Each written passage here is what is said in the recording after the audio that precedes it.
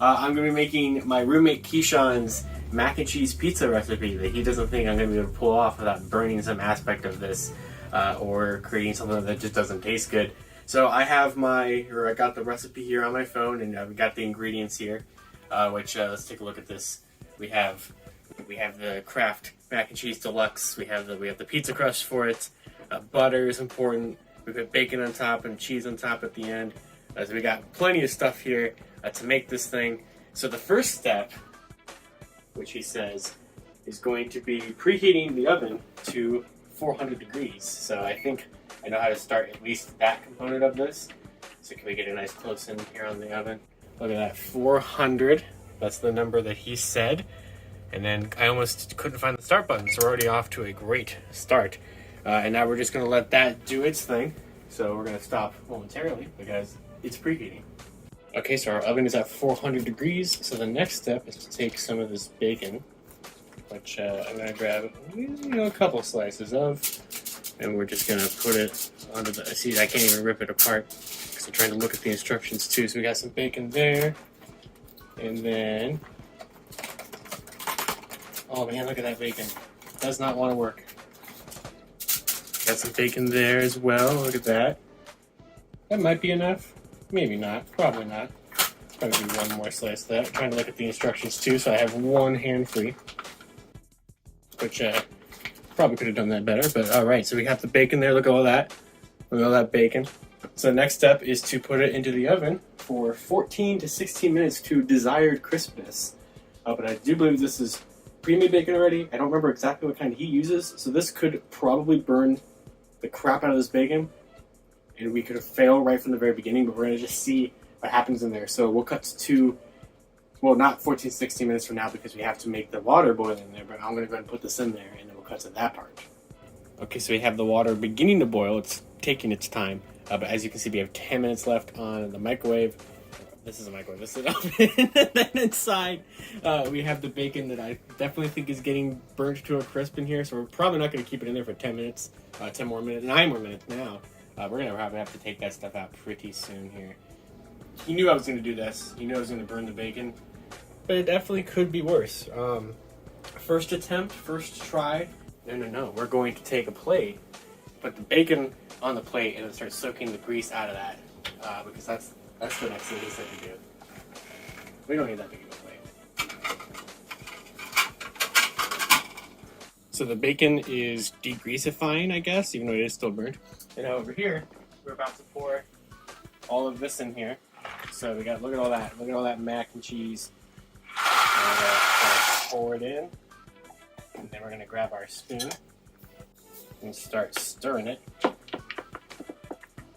And look at that, look at it go. It's in the boiling water. The pan's kind of doing a nice little rotation there for you. Look at that. You spin it and the pan goes, or it's a pot, I don't know. I don't cook things. I put pizza rolls on a microwave and eat them. Alright. Then we're going to set a timer here for, let's see, the mac and cheese box says you should get for about 11 to 12 minutes, but Keyshawn said to whatever my desired texture is, so I'm going to go like 11 minutes and we'll just see if that's good enough. And while that's doing that, I'm going to put that pizza dough on that tinfoil there, and we're going to get going. So we're having a problem trying to get the dough to, like, do anything, really, honestly. So we're going to make the mac and cheese, and we'll kind of let that sit and do its thing as I try to solve this dough problem. So, oh, look at that sizzling. All right, so let's take a look at this, which I might need to get some scissors for, possibly.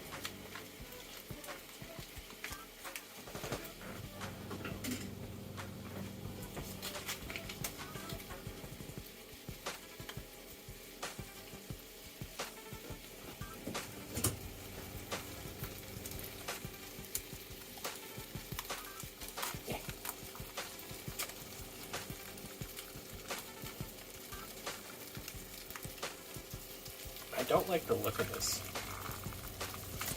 It's so gooey and gross looking to me. It's not the kind of mac and cheese I typically make, but it's the kind that works the best for this.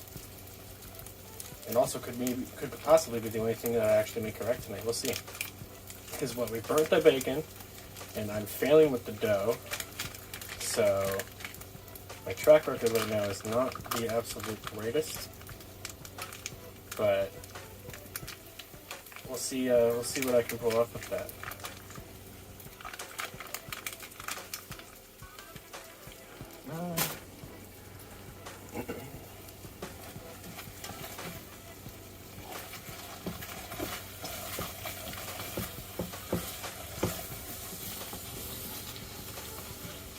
I don't like the way this looks for this rose.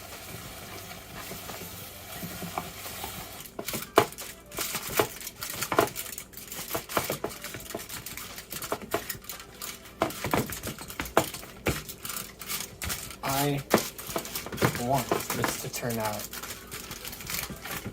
like something. Meanwhile, there's some gaps in it here, and I don't know what is going on with this dough. We're gonna make something out of this. It's not gonna be great, but it's kind of rectangular-ish shaped. So we're gonna open up the oven now.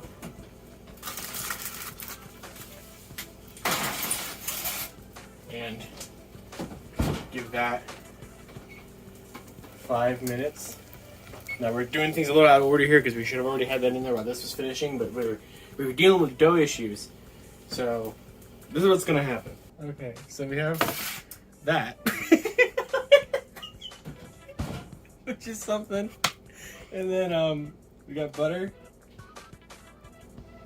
Okay, okay, so we're gonna take the butter. I don't know how much Keyshawn uses. He didn't specify that, but maybe that's enough. He butters the crust. So Is the crust even hard? No. It most certainly isn't. How do you do this? Well, he takes it and he just kind of, I mean, I believed him when he said I wouldn't be able to pull this off, but like I don't know if this was gonna be this bad. I am buttering the crust though. You can't deny that. Whatever this monstrosity is being buttered. So when we put the cheese in, we still had the heat on the stovetop. Don't make yourself look like you did anything wrong. It was all me. Joshua still had the heat on the stovetop. And so he just let the mac and cheese sit here and get nice and burnt at the bottom because the pot was still cooking. So that's great. That's where we're at with that. That's where you're at with that. I can hear him laughing at me now. Keyshawn? Yeah.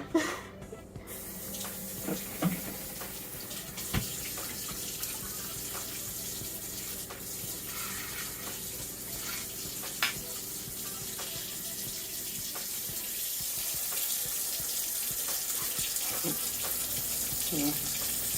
60%, is that still an F or is that a D? I think that might be an F. Okay, so I was giving myself an F on this. I was gonna say like at least 60% of this is correct. But I really love the little burnt bits and the mac and cheese. It adds a a lot. It's like fake bacon. Because like the bacon will also look like burnt bits because I burnt that too. So like, what yeah. At least you haven't burnt the pizza dough yet. There's gonna be some real big pieces of because usually it's like evenly spread out, but you have to like really fit the whole pan on there. Yeah, what the hell is this? Yeah. It's just an amount of mac and cheese, just on some dough. And guess what? And you add more. And you add more. Cheese. It's the last step.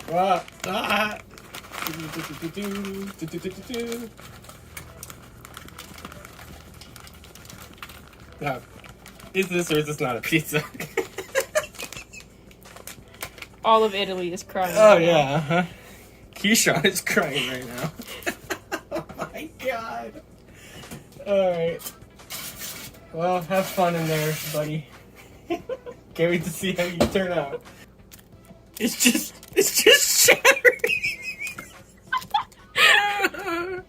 Well, you know what they say, it actually makes it quite easier to cut the bacon when it's already burnt to a crisp and it can just shatter. You could probably take a paper towel on top and just smash. Honestly, yeah. So this looks like, when anything catches on fire and just like leaves some like ash behind, well, that's the ash. Oh boy. All right, we have sprinkled the bacon on there, and look at this. It's really. I'm not even gonna. I was gonna say, look at this. We're almost done, but I don't. I checked out a while ago. Well, it is done. As we can see, my dad put this can of soup here, so he's subconsciously telling me to get out of the kitchen. So we're going to go ahead and finish this by taking the pizza out. And let's look at our finished results, shall we? Look at that. Smells pretty good. That's a lot. It actually doesn't smell that bad, honestly. Really. So let's see. How many slices do you think we can serve of this? I don't know. I have no idea, man. What's a slice to you? Okay, test the dough on the side. Is it crispy at all? Or are you just gonna do soft dough? It's relatively soft. Gonna try to cut a little sliver of it off so I can try some of that. Well, it's got a little bit of crisp to it, right? I